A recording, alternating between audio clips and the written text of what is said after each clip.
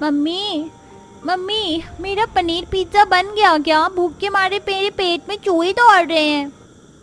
बस कशिश, डबल रोटी सिक गई है। अब मम्मी इस पर थोड़ा सा चीज, थोड़ा पनीर और वेजिटेबल सजाएगी, फिर मेरी cutie pie yummy yummy pizza खाएगी। पूजा कशिश के लिए पिज्जा बना रही होती है, तभी चंचल किचन में आकर गुस्से में गैस बंद करके खुंदक में पूजा को खूब खरी खोटी सुनाती है। भाभी, आपके अंदर जरा भी शर्म लिहाज नाम की चीज नहीं है। अभी थोड़ी देर पहले मैंने आप लोगों को फुल पेट नाश्ता करवाया था, तो अब ये पिज्जा किसके लिए बना रही हो? वो चंचल कशिश को पिज्जा खाने का बड़ा दिल कर रहा था, इसीलिए बस। लो जी, कर लो बात। आपकी लाडली तो सारा दिन कुछ ना कुछ खाने की फरमाइश करती रहती है, लेकिन आपको भी थोड़ा समझना चाहिए। ये मेरा ससुराल है, धर्मशाला नहीं। यहाँ रसोई में चूल्हा जलने का टाइम टेबल है। ये राशन पानी सिलेंडर फ्री फंड में नहीं आता है, पैसे लगते हैं। आखिरकार क्यों चंचल अपनी भाभी पर इतना भड़क रही है और पूजा अपनी शादीशुदा नंद के ससुराल में रह रही है? आइए देखते हैं। जहां ठंड भरी सुबह में शांति मोहल्ले में हलचल है। गली में सब्जी वालों की आवाज छाई है। पूजा रोजाना की दिनचर्या में रसोई में सुबह का नाश्ता बनाने में जुटी है। फर्श पर सब्जी के छिलके, स्लैब पर आटा फैला है और पूजा पराठे बेल रही है। हे भगवान, इस साल की सर्दी ने तो सारे रिकॉर्ड तोड़ डाले हैं। इतनी ठंड है कि हाथ बर्फ से जम रहे हैं, बेलन भी नहीं चल रहा है। अरे पूजा, एक और गर्मा गर्म पराठे तो ले आ। जी लाई माँ जी। एक तरफ पूजा कपकपाते हुए गर्मा गर्म पराठा लेकर बाहर आती है, तो वहीं शर्मा निवास के दरवाजे से शादीशुदा नंद चंचल ठक्कम ठेल सूटकेस घसीटते हुए एंट्री लेती है। नानी जी, हम आ गए। अपनी बेटी और नाती को देखकर सुषमा खुश हो जाती है, जबकि पूजा की शक्ल बन जाती है। हे भगवान, ठंड के मौसम में सुबह सुबह ये कहां से टपक गई, लग गई वाट। प्रणाम माँ, कैसी हो? खूब खुश रहे फूलो फलो मेरी बच्ची, बड़ी लंबी उम्र है तेरी। सवेरे ही तुझको याद कर रही थी। वैसे चंचल दीदी, आपने आने से पहले कोई खास खबर नहीं दी, अचानक आ गई। पूजा के सवाल सुनकर चिरोकली चंचल आग में घी डालते हुए बोलती है। देख लो माँ, मायके आई ननद से नाश्ता पानी पूछने का रिवाज ही नहीं है। हाँ भाई, भाभियों का राज है। दोस्त हुए पराए, दुश्मन हुआ जमाना। ना ना मेरी लाडली बेटी, चुप हो जा।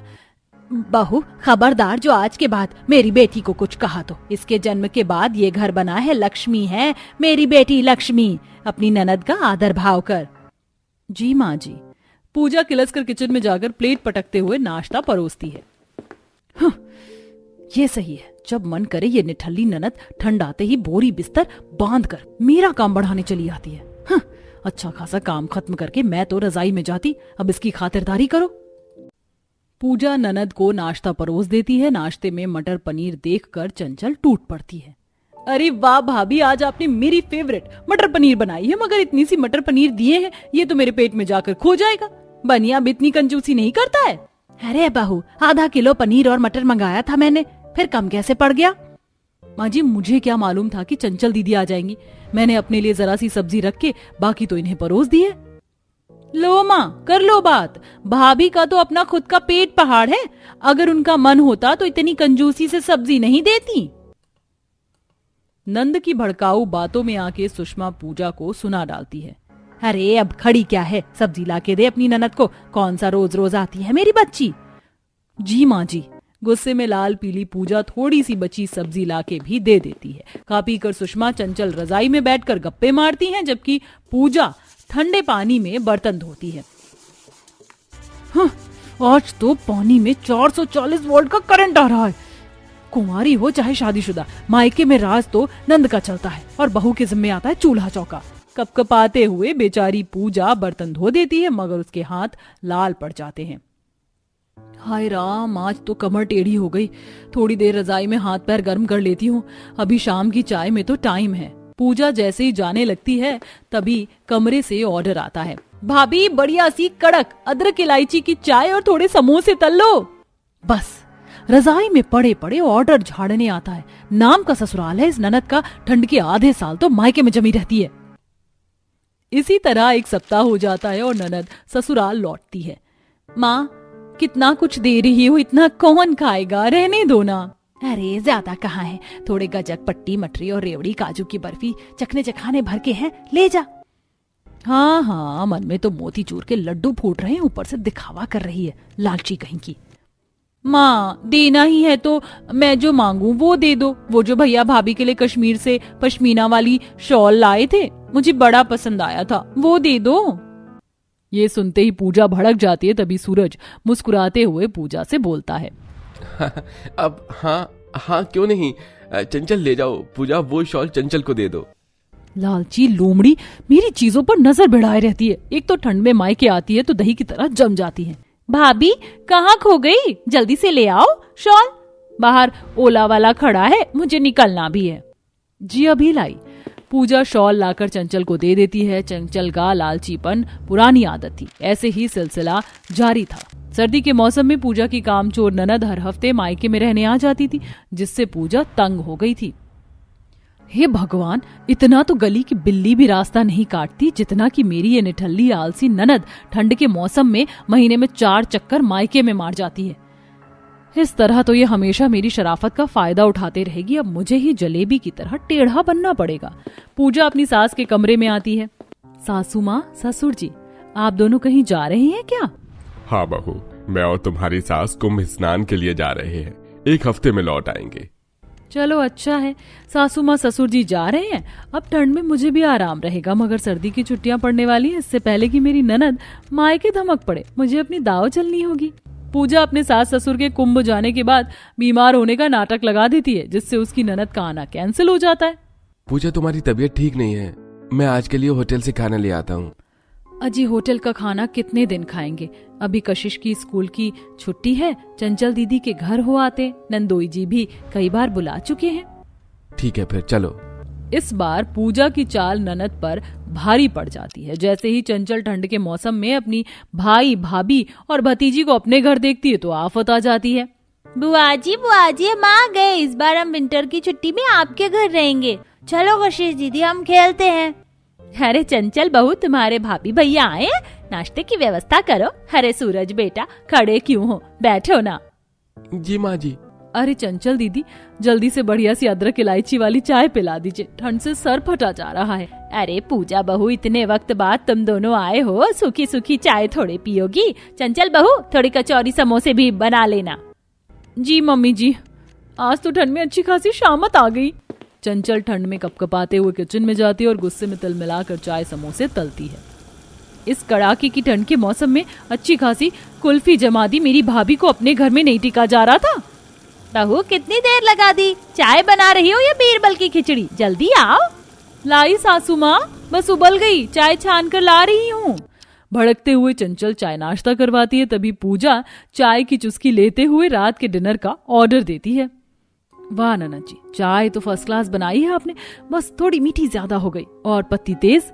बाकी रात के खाने में जरा तेज मसाले वाला मटर पनीर और बटर नान बनाना, वो आज ठंड अच्छी है इसीलिए। ऑर्डर तो ऐसे दे रही हैं जैसे मेरी सास लग रही हूँ, अभी मजा चखाती हूँ। भाभी मैं थक गई हूँ, आप चलकर मेरा हाथ बटा दो ठंड में। तभी चंचल की सास उसकी क्लास लगाते हुए बोलती है, अरे चंचल बहू, तुम्हारे भाभी मेहमान हैं इस घर में, मेहमान की खातिरदारी की जाती है, ना कि उनसे खाना बनवाया जाता है, समझी? अब जाओ। हाँ हाँ, आज तो मेरी सास और मेरी जलकुकड़ी भाभी भर भर कर एक दूसरे से मेरी चुगली करेंगी। इस तरह अपनी भाभी के ठंड में ससुराल में आने से 2-4 दिन में नाश्ता करवाने में चंचल के छक्के छूट जाते हैं। वहीं दोनों बच्चे मिलकर इतना कूड़ा मचाते हैं जिससे चंचल पूरी तरह किलस जाती है। बस बहुत हो गई मेहमान नवाजी, नाक में दम करके रख दिया, तंग हो गई हूँ मैं आज चुपचाप से ओट्स बना देती हूँ, जिसको खाना होगा खाएगा, नहीं तो भाड़ में जाए। चंचल नाश्ता बनाने की झंझटबाजी से बचने के लिए ओट्स बनाकर रख देती है। इसीलिए जब पूजा अपनी बेटी के लिए पिज्जा बना रही होती है तो वह गुस्से से गैस बंद कर देती है और बातें सुनाती है। तभी रसोई में चंचल की सास आ जाती है और उसे आईना दिखाती है। बहू, तेरी भाभी को 4 दिन आए नहीं हुए हैं और तुझे इतनी दिक्कत हो रही है, और तू जो ठंड के मौसम में अपने मायके में जाकर पड़ी रहती है और हुक्म जताती है, वो भी तो तुझे भगा सकती है, जरा सोचिए। चंचल को अपनी भाभी की तकलीफ समझ में आती है और चंचल अपनी गृहस्थी को संभालने लगती है। वहीं ठंड में पूजा की मुश्किल भी खत्म हो जाती है। अच्छा चलो जल्दी जल्दी से कपड़े सुखा दो, ये कपड़े माँ और बाबूजी के हैं, उन्हें पहनना भी है। हाँ हाँ सुखा रही हूँ। मैं जल्दी से नाश्ता तैयार कर देती हूँ, सुबह हो गई है, ग्राहक आने वाले होंगे।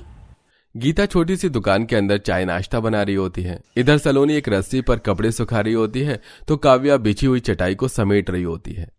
जल्दी से बर्तन धो देती हूँ, ग्राहक आने वाले होंगे। दीदी मैं आपकी मदद करवा देती हूँ। छोटी सी दुकान में 5 जुगाड़ू बहू ने अपने रहने का भी जुगाड़ बनाया हुआ था और दुकान भी खोली हुई थी। तभी दुकान में ग्राहक आते हैं।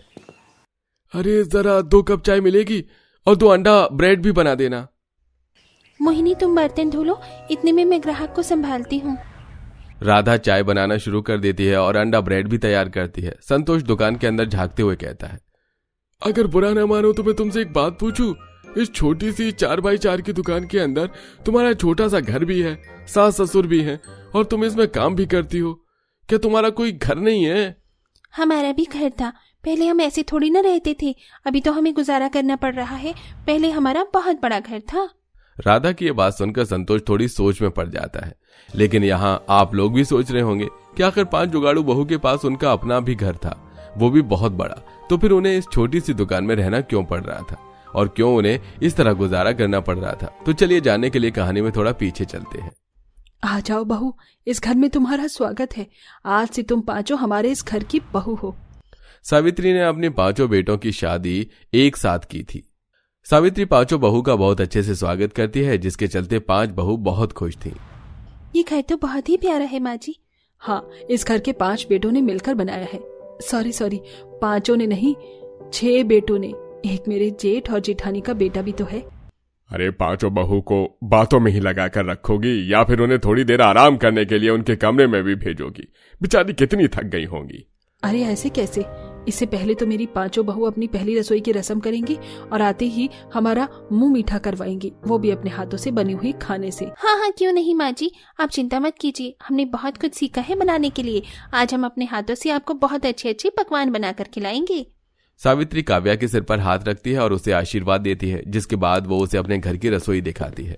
5 बहू रसोई में आकर पहली रसोई की रस्म शुरू करती है, जिसमें वो बहुत सारे बढ़िया बढ़िया पकवान बनाकर तैयार कर देती है। अब इतने सारे बढ़िया बढ़िया पकवान जब खाने की टेबल पर आते हैं तो सावित्री की जेठ और जेठानी यानी कि गोपी और कैलाश इतना सारा खाना देखकर हैरान हो जाते हैं। इतना सारा खाना? अरे इतना सारा खाना तो पूरे 1 हफ्ते तक चलता, जो इन 5 ने एक ही दिन में बना दिया। पहले 5 बेटे कम थे क्या, जो अब 5 बहू भी बढ़ गई हैं। इनका खर्चा कौन उठाएगा? ऊपर से घर में वैसे ही ये 5 कुछ नहीं देते हैं, जो भी कमाते हैं सीधा अपने माता पिता को देते हैं।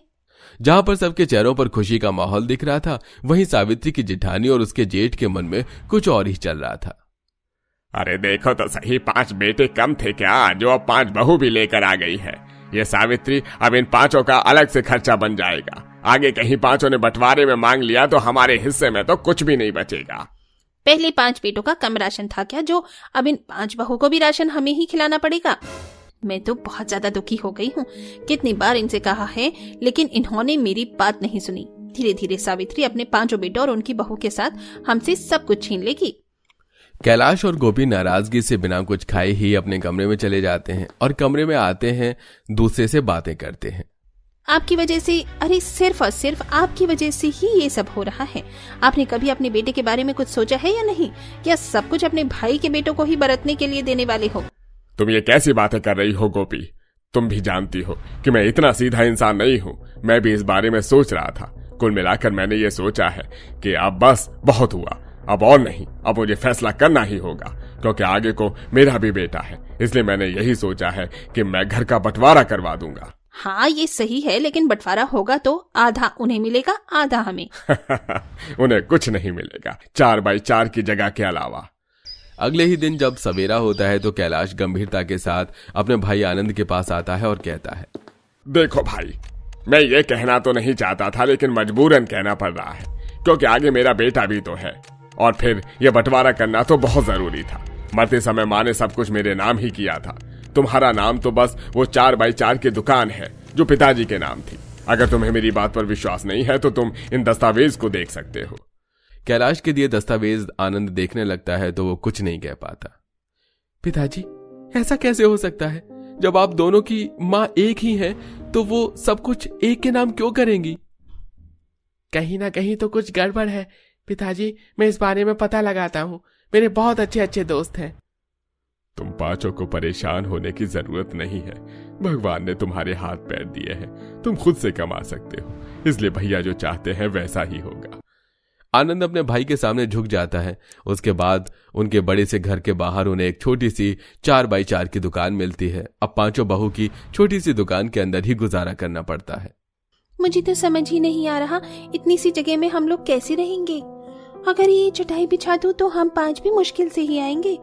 बहू तुम पांचों अंदर सो जाओ और हम सभी बाहर सो जाएंगे। हम तुम्हें बाहर सुला नहीं सकते। हाँ बहू, अब जो है यही है, लेकिन मुझे अपने पांचों बेटों पर इतना यकीन है कि एक दिन वो इस परेशानी को भी दूर कर देंगे। अब वो छोटी सी जगह में जैसे तैसे करके रहने का जुगाड़ तो बना लेते हैं, लेकिन उनके पास खाने पीने के लिए पैसों की कमी थी। एक दिन जुगाड़ू बहू को आनंद अपने पिताजी के बारे में बताने लगता है। एक समय था जब पिताजी की इसमें एक छोटी सी चाय की दुकान हुआ करती थी। उस चाय की दुकान से ही उन्होंने हमारे लिए इतना बड़ा आलीशान घर बनाया था। ये सुनकर 5 बहू एक दूसरे से बातें करते हुए कहती हैं, अगर हम लोग कोशिश करें तो हम अपनी दुकान खोल सकते हैं और पैसे कमा सकते हैं। हाँ सही कहा, हम चाय और अंडा बेचेंगे। 5 बहू अगले दिन ही चाय और अंडा बेचने की दुकान खोलती हैं। जो उनके पास पैसे बचे होते हैं, पहले तो कुछ दिन उनकी दुकान पर कोई नहीं आता, लेकिन फिर धीरे धीरे उनकी दुकान पर लोग आना शुरू करते हैं। अरे ये क्या, इतने बड़े घर की बहू छोटी सी दुकान में चाय और अंडे का काम कर रही है? बहन जी, वक्त वक्त की बात है, वक्त आने पर सब कुछ करना पड़ता है। बड़े से घर के बाद छोटी सी जगह में गुजारा भी करना पड़ता है। गायत्री सुनकर चुपचाप अपना सामान लेकर वहां से चली जाती है। इसी तरह वहां ग्राहक आते हैं और वो पैसे कमाते हैं। जो भी ग्राहक आता है उनसे बस एक ही बात पूछता कि इतनी छोटी सी जगह में घर और दुकान कैसे, और हर बार 5 बहू को अपनी दुख भरी कहानी सुनानी पड़ती है। वहीं दूसरी तरफ पांचों बेटे भी कहीं ना कहीं नौकरी ढूंढ रहे थे, लेकिन उन्हें कहीं नौकरी मिल नहीं रही थी। एक रात सभी दुकान के बाहर बैठकर बातें कर रहे होते हैं। जिस दिन हम पैसा कमा लेंगे उस दिन अपना खुद का मकान खरीदेंगे। वो दिन भी जरूर आएगा। बस उसी दिन का इंतजार है। सभी खूब मेहनत करते हैं। कुछ ही समय बाद पांचों बेटों की नौकरी भी मिल जाती है और 5 बहू छोटी सी दुकान में गुजारा करते हुए अपनी चाय और अंडे की दुकान चलाती रहती है। कैलाश और गोपी के शराबी बेटे की वजह से उनके ऊपर बहुत कर्जा हो जाता है और मजबूरन उन्हें अपना घर बेचना पड़ता है। इसी मौके का फायदा उठाकर सावित्री की 5 जुगाड़ू बहू उस घर को वापस से खरीद लेती हैं और अपने सास ससुर के नाम करवा देती हैं। देखा, जो हमसे छीना था आज वो सब हमारा हो गया वापस से। इसे कहते हैं मेहनत। आज अगर हमारी बहू ने जुगाड़ लगाकर छोटी सी दुकान ना खोली होती तो शायद हम सब कभी हासिल ये नहीं कर पाते। उस छोटी सी दुकान में खाना भी बनाना, कपड़े भी धोना, सोना भी और बाकी सारे काम भी करना आसान बात थोड़ी ना थी। माँ जी आप चिंता मत कीजिए, अब हम वापस से अपने घर में आ गए हैं और हमारे पतियों की नौकरी भी लग गई है। इस तरह अब वो अपने घर में वापस जाकर खुशी खुशी रहने लगते हैं।